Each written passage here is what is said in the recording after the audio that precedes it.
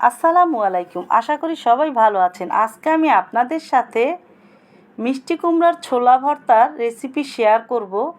আর এখানে আমি একেবারে পেকে যাওয়া বা একেবারে কাঁচা এরকমই টাইপের মিষ্টি কুমড়ার ছোলা না, এটা মাঝারি কালারের আর কি।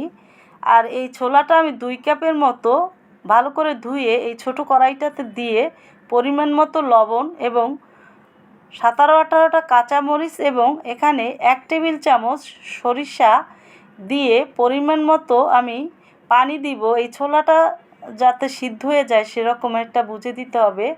আর জালটা মিডিয়াম হিটে রেখে, আর এখানে আমি 3টা তেঁতুল এভাবে এই সিদ্ধর সময় দিয়ে ঢাকনাটা দিয়ে নেড়ে ভালো করে সব কিছু মিশিয়ে দিয়ে সিদ্ধ করে নিব। আর তেঁতুলটা দিয়েছি যেহেতু মিষ্টি কুমড়া একটু মিষ্টি টাইপের হয়, ছোলাটাও সেরকমই হবে।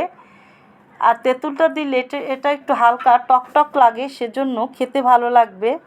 মিডিয়াম হিটে একটি ফ্রাই প্যান দিয়ে 4 টেবিল চামচ সরিষার তেল দিয়ে তেলটা হালকা একটু গরম হয়ে যাওয়ার পরে এখানে আমি 2 টেবিল চামচ কুচানো রসুন দেশি এবং আধা কাপ পেঁয়াজ কুচানো দিয়ে আমি হালকা একটু 2 মিনিটের মতো ভেজে নিয়ে সিদ্ধ করে নেওয়া মিষ্টি কুমড়ার ছোলাগুলো সব কিছু একসাথে আমি এই তেলের ভিতরে 5-6 মিনিট ভালো করে ভেজে পানিটা যতটা সম্ভব টানিয়ে নিব।